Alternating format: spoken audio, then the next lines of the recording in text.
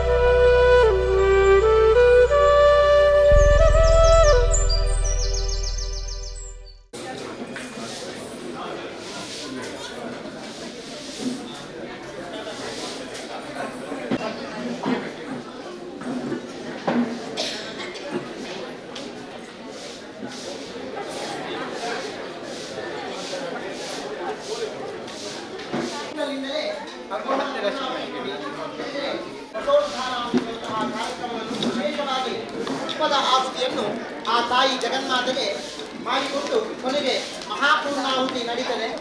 ಮುಂದೆ ಪೂರ್ಣಾಹುತಿ ಆದ ಮೇಲೆ ಮಹಾಮಂಗಳಾರತಿ ನಡೀತದೆ. ಮಹಾಮಂಗಳಾರತಿ ಆದ ಮೇಲೆ ಅಷ್ಟಾವಧಾನ ಸೇವೆ ಎಂದಿರುವಂತಹ ಬಹಳ ವಿಶೇಷವಾದಂತಹ ಒಂದು ಕಾರ್ಯಕ್ರಮ ನಡೀಲಿಕ್ಕಿದೆ. ಯಾರು ದಯವಿಟ್ಟು ನಿಮ್ಮ ಮಧ್ಯದಲ್ಲಿ ಮಾತಾಡದೆ ಆಗುವಷ್ಟು ದೇವರ ಪೂಜೆಯಲ್ಲಿ ನಿಮ್ಮನ್ನು ನೀವು ತೊಡಗಿಸಿಕೊಳ್ಳಬೇಕಾಗಿ ಕಮಿಟಿಯ ಪರವಾಗಿ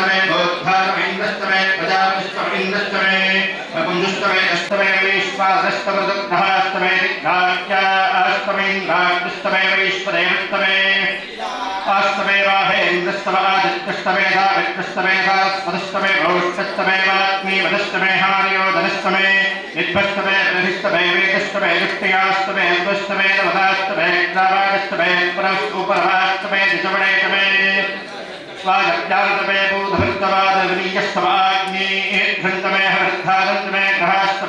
षष्टमे परोडाशास्तमे पठतास्तमे पभृतस्तमे त्वकारास्तमे अतिष्टमे घन्मस्तमे कस्तमे दूर्गिस्तमे प्राणस्तमे त्वमे दुस्तमे पृथिवीतमे निदिस्तमे निदिस्तमे कक्वरीरङ्कुलयोनिजस्तमे गट्टे दुक्पन्तामिक्तमे रामतमे स्तोमस्तमे युस्तमे दीक्षातमे नमस्तमृदुस्तमे मृतञ्जमे अहोरात्रयो नृत्यारहत्तन्तरे यज्ञेन कल्पेताम् तमे प्रियविष्टमे प्रियवीतमे दित्तवाक्तमे दित्तौहीतमे पञ्चाविष्टमे पञ्चावीतमे त्रिवत्थस्तमे त्रिवत्थातमे बुद्धवाक्तमे बुद्धौहीतमे वक्षवाक्तमे वक्षौहीतम उक्षातमे वशातमा रेहस्तमे नट्वान्तमे धेनुष्टमागच्छेन कल्पतां प्राणो जट्टेन कल्पतां वानो जट्टेन कल्पतां जानो जट्टेन कल्पतां दक्षर्जट्टेन कल्पतां विश्वात्रिं जट्टेन कल्पतां मनो वाग्जट्टेन कल्पतां आत्मा जट्टेन कल्पतां गच्छो जट्टेन कल्पतां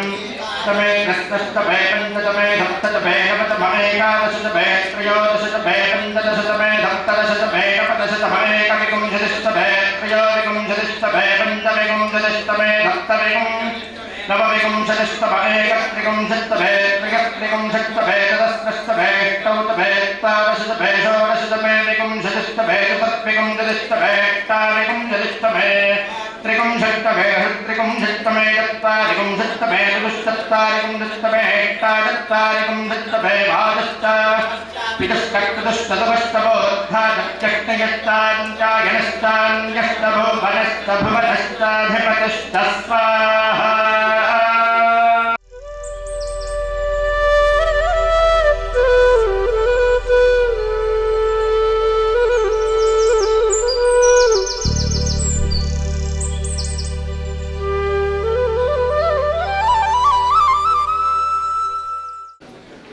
विष्णुभ्याम इदं नमः।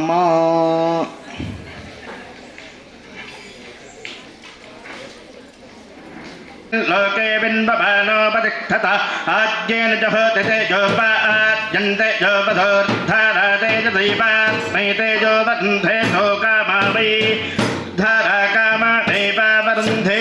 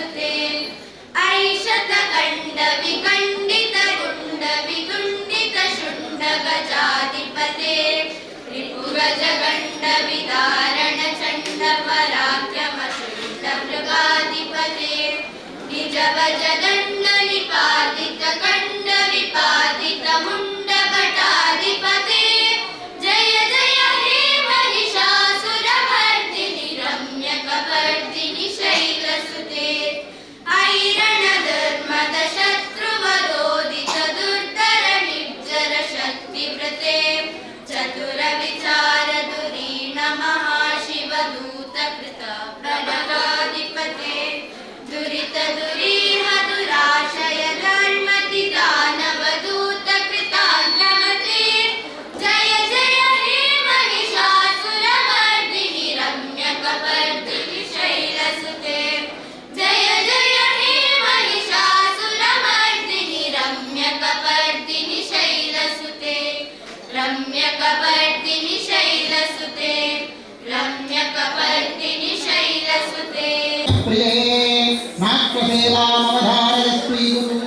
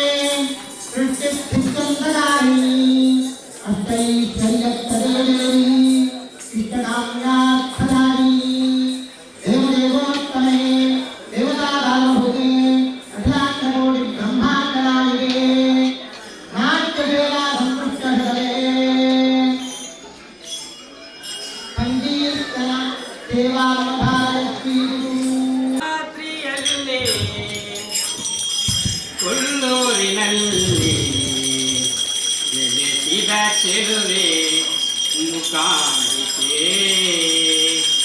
ನೆಲೆಸಿದ ಚೆಲುವೆ ಮೂಕಾಂಬಿಕೆ ಕೊಡಚಾದ್ರಿಯಲ್ಲಿ ಕೊಲ್ಲೂರಿನಲ್ಲಿ ನೆಲೆಸಿದ ಚೆಲುವೆ ಮೂಕಾಂಬಿಕೆ ನೆಲೆಸಿದ ಚೆಲುವೆ ಕೊಡಚಾದ್ರಿಯಲ್ಲಿ ಕೊಲ್ಲೂರಿನಲ್ಲಿ ನೆಲೆಸಿದ ಚೆಲುವೆ ಮೂಕಾಂಬಿಕೆ ನೆಲೆಸಿದ ಚೆಲುವೆ ಓಂಕಾರ ರೂಪಿಣಿ ಆಕಾರ ಜನನಿ ಈಕಾರವಾಸಿನಿ ಸುಂದರಿ ಸುಗುಣಿ ಓಂಕಾರ ರೂಪಿಣಿ ಆಕಾರ ಜನನಿ ಈಕಾರವಾಸಿನಿ ಸುಂದರಿ ಸುಗುಣಿ ಓಂಕಾರ ರೂಪಿಣಿ ಆಕಾರ ಜನನಿ ಈಕಾರವಾಸಿನಿ ಸುಂದರಿ ಸುಗುಣಿ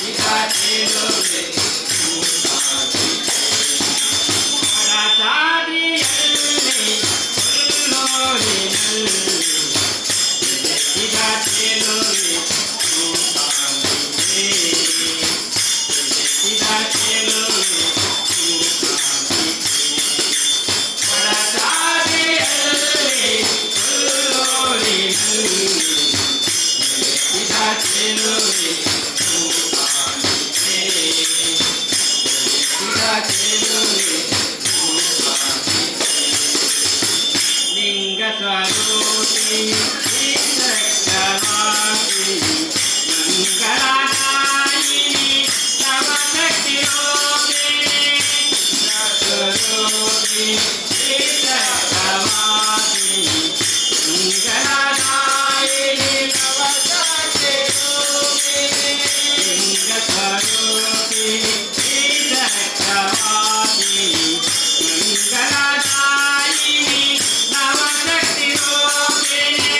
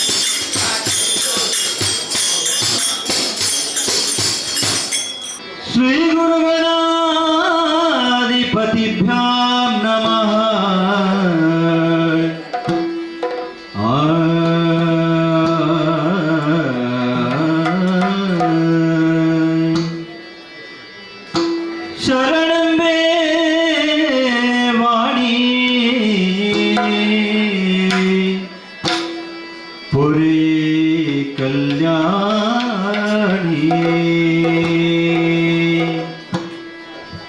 ಶರಣಂಬೆ ವಾಣಿ ಪುರಿಯೇ ಕಲ್ಯಾಣಿ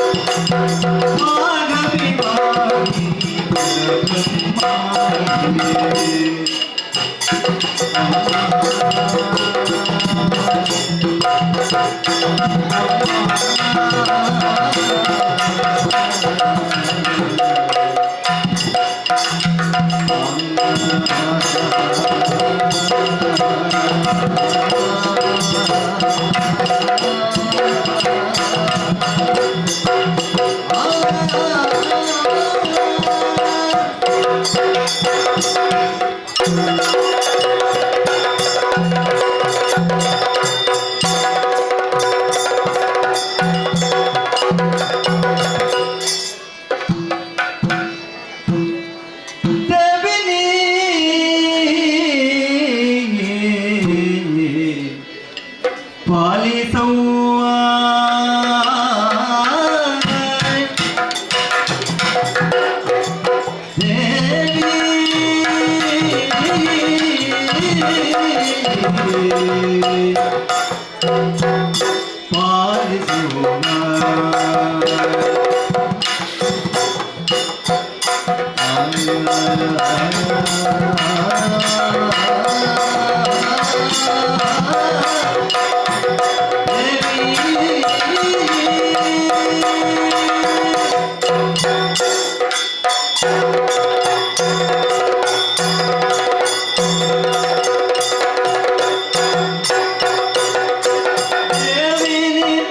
ಪಾಲಿಸುವ ದುರ್ಗಾಂಬೆ ದೇವಿ ಪಾಲಿಸುವ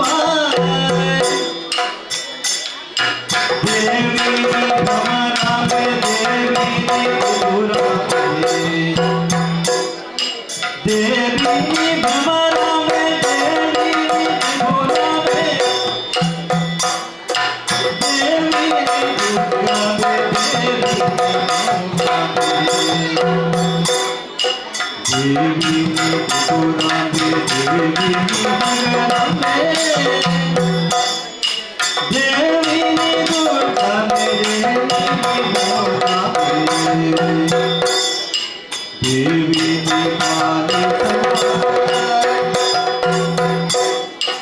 ದೇವಿ ಪಾಲಿಸುವ ದುರ್ಗಾಂಬೆ ದೇವಿ ಪಾಲಿಸುವ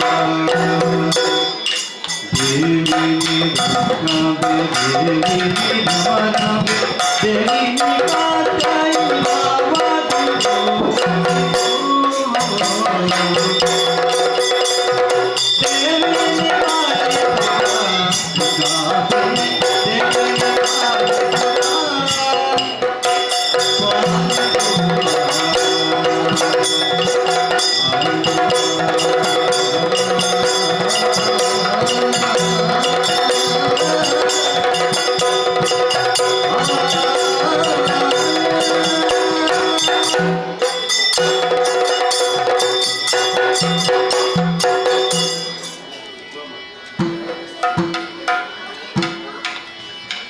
ಪಾಲಯ ಮಾಂ ಸರ್ವಾಣಿ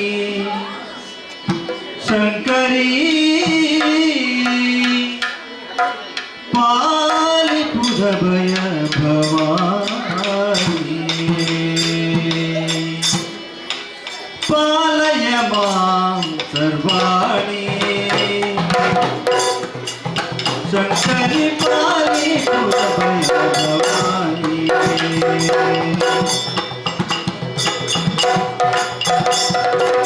ನೀಲಕಂಠರ ಸತಿ ಪಾಲಿಸು ಸಂಪತ್ತಿ ನೀಲಕಂಠರ ಸತಿ ಪಾಲಿಸು ಸಂಪತ್ತಿ ಬಾಲಿಕೆ ಜನ್ಮಯ ಬಾಲನು ಬೆಳಗು ನೀಲಕಂಠರ ಸತಿ ಪಾಲಿಸು ಸಂಪತ್ತಿ ಬಾಲಿಕೆ ಜನ್ಮಯ ಬಾಲನು ಬೆಳಗು ಅಂಬಿಕೆ ಸುರನುತ ಸಂಭೋ ಅಂಬಿಕೆ ಸುರನುತ ಸಂಭೋ ಅಂಬಿತ ಪಾಲಯ ಸರ್ವಾಣಿ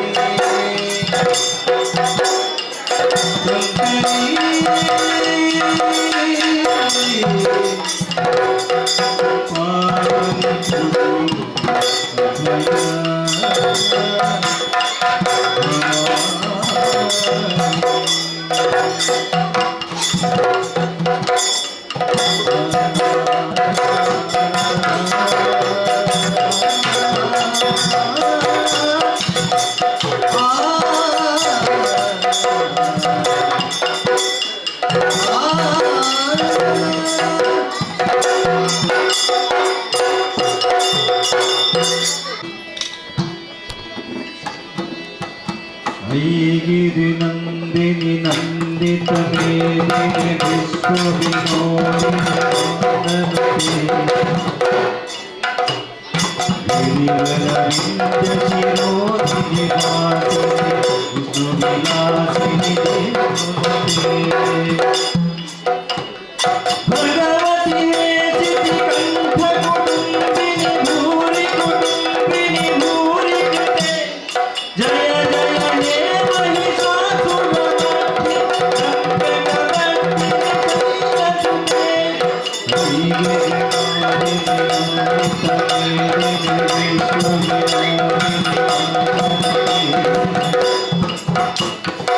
ಶ್ರೀವರವಿಂದ ಶಿರೋಧಿನಿ ವಾಸಿನಿ ವಿಷ್ಣು ವಿಲಾಸಿನಿ ದೇವತೆ ಭಗವತಿ ಸತಿಕಂಠ ಕುಟುಂಬಿನಿ ಭೂರಿ ಕುಟುಂಬಿನಿ ಭೂರಿ ಜಯ ಜಯ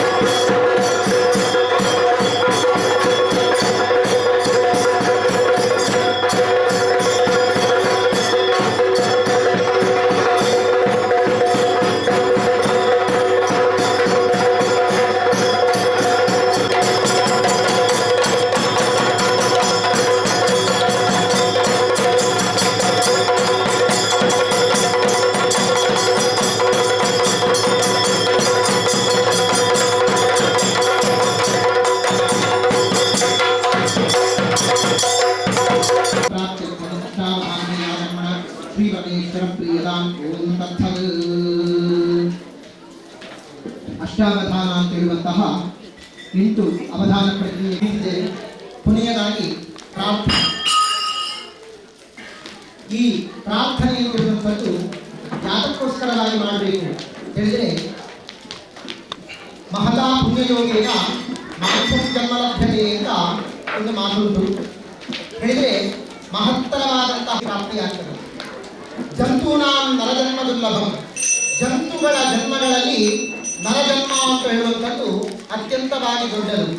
ದಾಸರೇ ಹೇಳ್ತಾರೆ ಮಾನವ ಜನ್ಮ ದೊಡ್ಡದು ಹೇಳಿದರೆ, ಮನುಷ್ಯ ಜನ್ಮ ಹೇಳುವಂಥದ್ದು ಅತ್ಯಂತವಾಗಿ ಪುಣ್ಯತಮವಾದಂತಹ ಜನ್ಮವೂ ಹೌದು. ಅದೇ ರೀತಿಯಲ್ಲಿ ಅತ್ಯಂತವಾಗಿ ಜವಾಬ್ದಾರಿಯುತವಾದಂತಹ ಜನ್ಮವೂ ಹೌದು. ಕಾರಣ ಏನು ಹೇಳಿದರೆ, ಇಡೀ ಪ್ರಪಂಚ ಅಂತ ಹೇಳುವಂಥದ್ದು ನಿಂತುಕೊಂಡಿರುವಂಥದ್ದು ಅದು ಈ ಮನುಷ್ಯ ಜನ್ಮದ ಆಧಾರದ ಮೇಲೆ. ಕಾರಣ ಏನು? ದಯವಿಟ್ಟು ಕೂತುಕೊಳ್ಳಿ. ಈ ಬೆಳಗ್ಗಿನಿಂದ ಈ ತನಕದವರೆಗೆ ಮಾಡಿದ್ದು ಏನು ಅಂತ ನಿಮಗೆ ಗೊತ್ತಾಗಲಿಕ್ಕೆ ಸಾಧ್ಯ ಇಲ್ಲ, ಅಧಿಕವಾಗಿತ್ತು. ಆದ ಕಾರಣ ಯಾವುದೇ ಒಂದು ವಿಷಯವನ್ನು ಹೇಳದೆ ಕೊನೆಯಲ್ಲಿ ಹೇಳಿದರೆ ಸಾಕು, ಎಲ್ಲರೂ ಬಂದಿರ್ತಾರೆ ಅಂತ ಈ ತನಕದವರೆಗೆ ಮಾತಾಡದೆ ಕಾರ್ಯಕ್ರಮವನ್ನು ಮುಗಿಸಿದ್ದೇನೆ. ಇನ್ನೊಂದು 5 ನಿಮಿಷಗಳ ಕಾಲದಲ್ಲಿ ಈ ಕಾರ್ಯಕ್ರಮದ ಒಂದು ವಿಷಯವನ್ನು ಹೇಳಿ ಕಾರ್ಯಕ್ರಮವನ್ನು ಮುಗಿಸಿದ್ದೇನೆ. ಈ ಮನುಷ್ಯ ಜನ್ಮ ಅಂತೇಳುವಂಥದ್ದು ಯಾತಕ್ಕೋಸ್ಕರವಾಗಿ ದೊಡ್ಡದು ಅಂತ ಹೇಳಿದ್ರು ಅಂತ ಹೇಳಿದ್ರೆ, ಈ ಭೂಲೋಕದಲ್ಲಿ ಈ ಪ್ರಪಂಚ ಅಂತ ಹೇಳುವಂಥದ್ದು 5 ತತ್ವಗಳು ಸೇರಿಕೊಂಡು ಈ ಪ್ರಪಂಚವಾದದ್ದು. ಯಾವುದೆಲ್ಲ ಹೇಳಿದರೆ, ಪೃಥ್ವಿ, ಅಪ್, ತೇಜೋ, ವಾಯು, ಆಕಾಶ ಅಂತ. ಈ 5 ತತ್ವಗಳು ಇಲ್ಲದೆ ವಿಷಯಗಳು ಯಾವುದೂ ಕೂಡ ಈ ಪ್ರಪಂಚದಲ್ಲಿಲ್ಲ.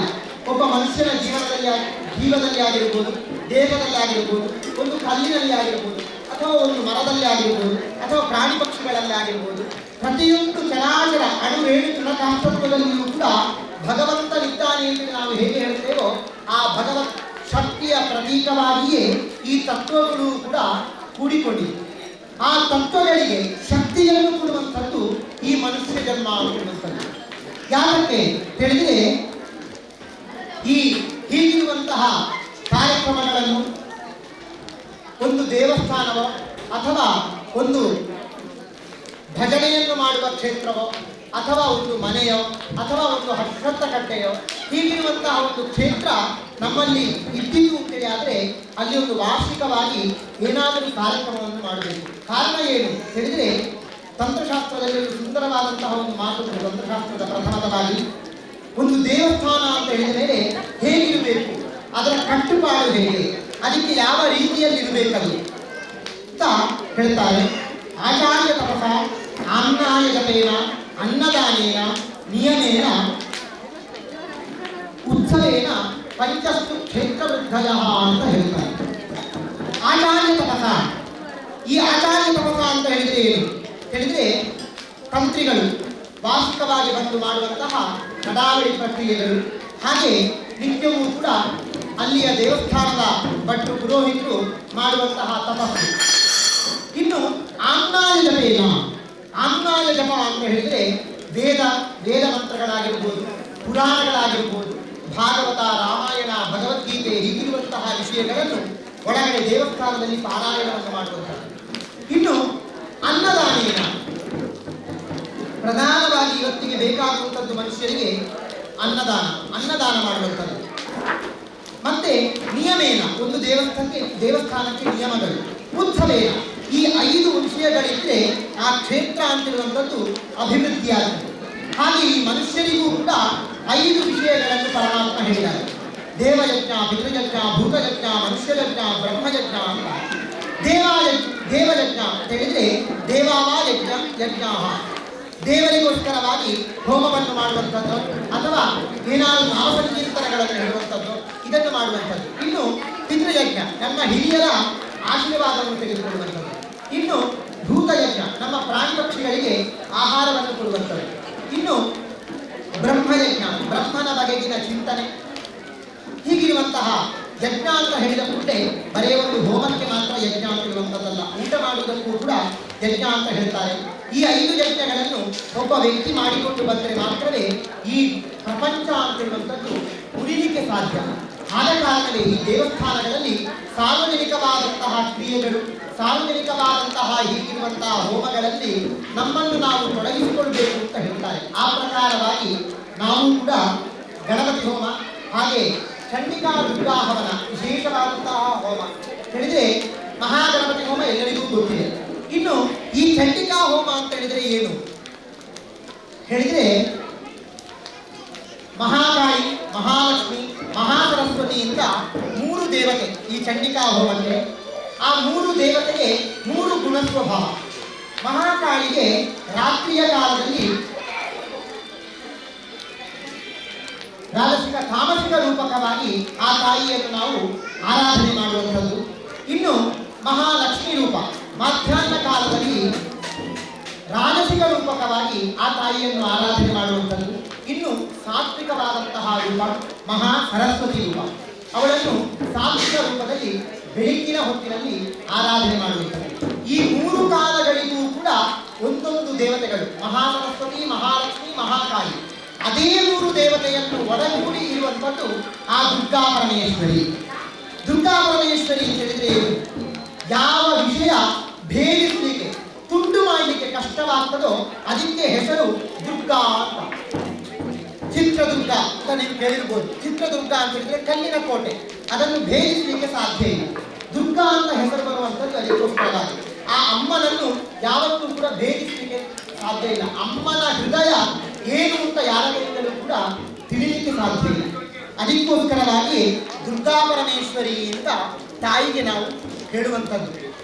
ಪರಮ ಸಾತ್ವಿಕ ರೂಪಿಕೆಯಾಗಿರುವಂಥವಳು. ಎಲ್ಲ ಚರಾಚರ ದೇವತೆಗಳಿಗೂ ಕೂಡ 33 ಕೋಟಿ ದೇವತೆಗಳಿಗೂ ಕೂಡ ತಾಯಿಯ ರೂಪಕವಾಗಿರುವವಳು ಆ ದುರ್ಗಾ ಪರಮೇಶ್ವರಿ. ಅಂತಹ ದುರ್ಗಾ ಪರಮೇಶ್ವರಿಯನ್ನು ಇವತ್ತು ಆ ಯಜ್ಞ ಮಧ್ಯದಲ್ಲಿ, ಮಂಡಲ ಮಧ್ಯದಲ್ಲಿ ವಿಶೇಷವಾದಂತಹ ನವರಾತ್ರಿ ಪರ್ವಕಾಲ ತಿಳಿದ್ರೆ ಆ ಒಬ್ಬೊಬ್ಬನೇ ರಾಕ್ಷಸರು ಅಂತ ಹೇಳಿದ್ರೆ ಬೇರೆ ಯಾರಿಲ್ಲ. ನಮ್ಮ ಮನಸ್ಸಿನಲ್ಲಿಯೂ ನಮ್ಮ ದೇಹದಲ್ಲಿಯೂ ಕೂಡ ರಾಕ್ಷಸರಿದ್ದಾರೆ. ಕಾಮ, ಕ್ರೋಧ, ಲೋಭ, ಮೋಹ, ಮದ, ಮಾತ್ಸರ್ಯ ಅಂತಿರುವಂತಹ 6 ವೈರಿಗಳೇ ರಾಕ್ಷಸರು. ಆಗಿನ ಕಾಲದಲ್ಲಿ ಅದೇ ವೈರಿಗಳನ್ನು ರಾಕ್ಷಸರು ಅಂತ ನಾವು ಇವತ್ತು ಹೇಳ್ತೇವೆ.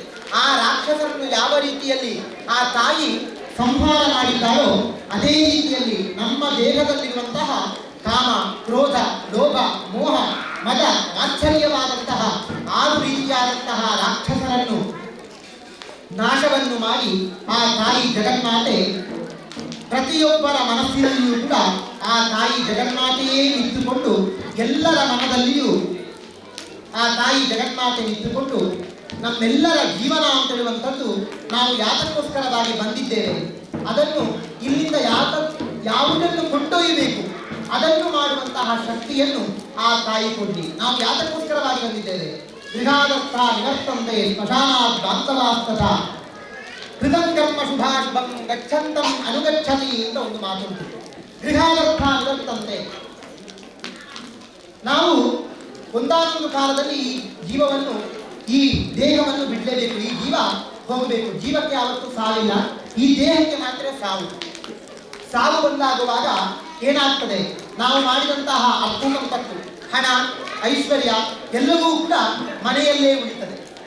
ಸ್ಮಶಾನ ಬಾಂಧವಾಸ್ತಥ, ನಮ್ಮನ್ನು ನಮ್ಮ ಬಂಧುಗಳು ಸ್ಮಶಾನಕ್ಕೊರೆಗೆ ನಮ್ಮೊಂದಿಗೆ ಬರ್ತಾರೆ. ಅಲ್ಲಿಂದ ಮುಂದೆ ನಮ್ಮ ಪಯಣ ಇರುವಂಥದ್ದು ಆ ಕೃತಂ ಕರ್ಮ ಶುಭಾಶುಭಂ ಗಚ್ಚಂತಂ ಅನುಗಚ್ಚತಿ. ನಾವು ಮಾಡಿದಂತಹ ಪುಣ್ಯ ಪಾಪಗಳಿಂದ ನಮ್ಮ ಜೀವನ ಅಂತಿರುವಂಥದ್ದು, ನಮ್ಮ ಮುಂದಿನ ದಾರಿ ಪ್ರಾಪ್ತಿಯಾಗ್ತದೆ. ಎಲ್ಲಿಗೆ ಹೇಳಿದರೆ ಆ ಭಗವತ್ ಶಕ್ತಿಯ ಪದತಲಕ್ಕೆ ನಾವೆಲ್ಲರೂ ಹೋಗಿ ಸೇರಬೇಕಾದದ್ದು ಆ ತಾಯಿಯ ಪಾದಾರವಿಂದಕ್ಕೆ. ತಾಯಿಯ ಸಾಮೀಪ್ಯಕ್ಕಾಗಿರ್ಬೋದು, ತಾಯಿಯ ಸಾರೋಗ್ಯಕ್ಕಾಗಿರ್ಬೋದು, ತಾಯಿಯ ಸಾನ್ನಿಧ್ಯಕ್ಕಾಗಿರ್ಬೋದು, ಎಲ್ಲರೂ ಹೋಗಿ ಸೇರಬೇಕಾದದ್ದು ಅಲ್ಲಿಗೆ ಸೇರಬೇಕು ಅಂದರೆ ಹೀಗಿರುವಂತಹ ಪುಣ್ಯತಮವಾದಂತಹ ಕರ್ಮಗಳಲ್ಲಿ ನಮ್ಮನ್ನು ನಾವು ತೊಡಗಿಸಿಕೊಳ್ಳಬೇಕು. ನೀವು ಕೂಡ ಭಕ್ತಿಯಿಂದ, ಶ್ರದ್ಧೆಯಿಂದ ನಿಮ್ಮನ್ನು ನೀವು ಈ ಕಾರ್ಯಕ್ರಮದಲ್ಲಿ ತೊಡಗಿಸಿಕೊಂಡಿದ್ದೀರಿ. ಈ ಪೂಜೆಯನ್ನು ಯಾರೆಲ್ಲ ಕರ್ತೃಗಳಾಗಿ ಇದ್ದುಕೊಂಡು ಪೂಜೆಯನ್ನು ಮಾಡಿದ್ದಾರೋ, ಯಾರೆಲ್ಲ ಕಾರಯಿತರಾಗಿ ಮಾಡಿದ್ದಾರೋ ಯಾರೆಲ್ಲ ಆಮಂತ್ರಣೆಯನ್ನು ಕೊಟ್ಟು ಬಂದಿದ್ದಾರೋ ಅಥವಾ ಯಾರೆಲ್ಲ ಇದಕ್ಕೆ ಆರ್ಥಿಕವಾಗಿಯೋ ಮಾನಸಿಕವಾಗಿಯೋ ಶಾರೀರಿಕವಾಗಿಯೋ ಈ ಕಾರ್ಯಕ್ರಮದಲ್ಲಿ ನಿಮ್ಮನ್ನು ನೀವು ತೊಡಗಿಸಿಕೊಂಡಿದ್ದೀರೋ ಅಷ್ಟು ಮಾತ್ರ ಅಲ್ಲ, ಈ ಪೂಜೆ ಅಂತ ಹೇಳುವಂಥದ್ದು ಅದು ನಮಗೆ ಮಾತ್ರ ಸೇರಿದ್ದಲ್ಲ, ಇಡೀ ಭಾರತ ರಾಷ್ಟ್ರಕ್ಕೆ ಸೇರಿದ್ದು. ಇವತ್ತು ನಮ್ಮ ಪ್ರಧಾನ ಸಂಕಲ್ಪವೇ ಏನು ಅಂತ ಹೇಳಿದ್ರೆ, ಯಾವ ರೀತಿಯಲ್ಲಿ ಇಲ್ಲಿ ಬ್ರಹ್ಮಕಲಶವಾಗಬೇಕೋ ಅದೇ ರೀತಿಯಲ್ಲಿ ದೇಶದಲ್ಲಿ ಆಗ್ತಾ ಇರುವಂತಹ, ನಮ್ಮ ದೇಶ ಅಂತಿರಲ್ಲ, ಇಡೀ ಎಲ್ಲಾ ದೇಶಗಳಲ್ಲಿಯೂ ಕೂಡ ಈ ಸಂವತ್ಸರ ಅಂತಿರುವಂಥದ್ದು ಕ್ರೋಧಿ. ಪ್ರತಿಯೊಂದು ಮನೆಯಲ್ಲಿಯೂ ಕೂಡ ಕ್ರೋಧತ್ವ ಜಾಸ್ತಿ ಆಗ್ತಾ ಉಂಟು. ನೀವೇ ಗಮನಿಸಿರ್ಬೋದು, ನಾವು ನಮ್ಮ ಮನಸ್ಸಿನಲ್ಲಿ ಆಯಾಯ ಒಂದು ಕಾಲಕ್ಕೆ ಬರುವಾಗ ಒಂದೊಂದು ವ್ಯತಿರಿಕ್ತವಾದಂತಹ ಪರಿಣಾಮ ಬರ್ತದೆ. ಈ ಸಂವತ್ಸರ ಅಂತ ಹೇಳಿದ್ರೆ ಕ್ರೋಧ ಸಂವತ್ಸರ ಅಂತ. ಅದೇ ರೀತಿಯಲ್ಲಿ ಬೇರೆ ದೇಶಗಳಲ್ಲಿಯೂ ನಮ್ಮ ದೇಶದಲ್ಲಿಯೂ ಕೂಡ ಕ್ರೋಧ ಶಕ್ತಿಗಳು ಜಾಸ್ತಿ ಆಗ್ತಾ ಉಂಟು. ಕೆಟ್ಟದ್ದು ನಡೀತಾ ಇರುವಂಥದ್ದು ಜಾಸ್ತಿ ಆಗ್ತಾ ಉಂಟು. ಕಳ್ಳತನವಾಗಿರ್ಬೋದು, ಆಭಿಚಾರಿಕವಾದಂತಹ ಕೃತ್ಯವಾಗಿರ್ಬೋದು, ಅತ್ಯಾಚಾರವಾಗಿರ್ಬೋದು, ಇನ್ನಿತರವಾದಂತಹ ಕೊಲೆ ಪ್ರಯತ್ನವಾಗಿರ್ಬೋದು, ಬೇರೆ ಬೇರೆ ರೀತಿಯಾದಂತಹ ಹಗರಣಗಳಾಗಿರ್ಬೋದು, ಆ ದೇಶಗಳು ಗುದ್ದಾಟವಾಗಿರ್ಬೋದು, ಇದು ಯಾವುದೇ ಇದ್ರೂ ಕೂಡ ಎಲ್ಲವನ್ನೂ ಕೂಡ ಆ ತಾಯಿ ಜಗನ್ಮಾತೆ ಈ ನವರಾತ್ರಿಯ ಕಾಲದಲ್ಲಿ ಸಮಸ್ತ ದುರಿತ ಹೋಗಲಾಗಿಸಿ ಭಾರತ ರಾಷ್ಟ್ರ ಅಂತಿರುವಂಥದ್ದನ್ನು ವಿಶ್ವ ಗುರುಸ್ಥಾನಮಾನಕ್ಕೆ ಕೊಂಡೊಯ್ಯಲಿ. ಅಷ್ಟು ಮಾತ್ರ ಅಲ್ಲ, ದೇಶದಲ್ಲಿ ಆಗುವಂತಹ ಸಮಸ್ತ ಕಷ್ಟಗಳಿಂದಲೂ ಕೂಡ ನಿವಾರಣೆಯನ್ನು ಕೊಟ್ಟು ದೇಶಕ್ಕೆ, ಗ್ರಾಮಕ್ಕೆ, ಮನೆಗೆ ಸುಖವನ್ನು, ನೆಮ್ಮದಿಯನ್ನು, ಶಾಂತಿಯನ್ನು ಕರುಣಿಸಿ ಸಹ ಯೋಗ ಭಾಗ್ಯ ಪ್ರಾಪ್ತಿಯಾಗಿ ಹಿಂದೂ ಪರಂಪರೆ, ಆ ತಾಯಿ ಜಗನ್ಮಾತೆ ಆ ಎಲ್ಲ ಸಮಸ್ತ ಭಕ್ತವೃಂದವನ್ನು ಕೊಟ್ಟು ಇಲ್ಲಿ ಯಾರೆಲ್ಲ ಈ ಕ್ಷೇತ್ರಕ್ಕೆ ಬಂದು ಅವರವರ ಪ್ರಾರ್ಥನೆಯನ್ನು ಮಾಡ್ತಾರೋ ಆ ಎಲ್ಲಾ ಪ್ರಾರ್ಥನೆಗಳಿಗೂ ಕೂಡ ತಾಯಿ ಜಗನ್ಮಾತೆ ಸಪರಿವಾರನಾಗಿರುವಂತಹ ಲಕ್ಷ್ಮೀ ನರಸಿಂಹದೇವರು ಅನುಗ್ರಹ ಮಾಡಲಿ ಅಂತೇಳಿ ಗರ್ಭಗುಡಿಯ ಒಳಗೆ ವಿರಾಜಮಾನವಾಗಿ ಬೆಳಗ್ತಾ ಇರುವಂತಹ ಆ ತಾಯಿ ಜಗನ್ಮಾತೆಯಲ್ಲಿ ಮಾಡಿಕೊಳ್ಳುವಂತಹ ಭಕ್ತಿಪೂರ್ವಕವಾದಂತಹ ಪ್ರಾರ್ಥನೆ. ಅನ್ಯಥಾ ಎಲ್ಲರೂ ನಿತ್ತಲಿಂದಲೇ ಒಂದು ಪ್ರದಕ್ಷಿಣೆ ಮಾಡಿ ಮಂತ್ರಾಕ್ಷತೆಯನ್ನು ಇಡ್ತೇವೆ. ದಯವಿಟ್ಟು ಎಲ್ಲರಿಗೂ ಕೂಡ ಈ ಮಂತ್ರಾಕ್ಷತೆ ಬರಬೇಕು. ಮುಷ್ಟಿ ಹೋಮಕ್ಕೆ ಹಾಕುವುದು ಬೇಡ. ಎರಡೆರಡು ಕಾಳು ಅಕ್ಕಿ ಕಾಳನ್ನು ಹೋಮಕ್ಕೆ ಮಂತ್ರಾಕ್ಷತೆಯನ್ನು ಸಮರ್ಪಣೆ ಮಾಡಿ ಅಲ್ಲಿಯೇ ಹೋಮದ ಎದುರು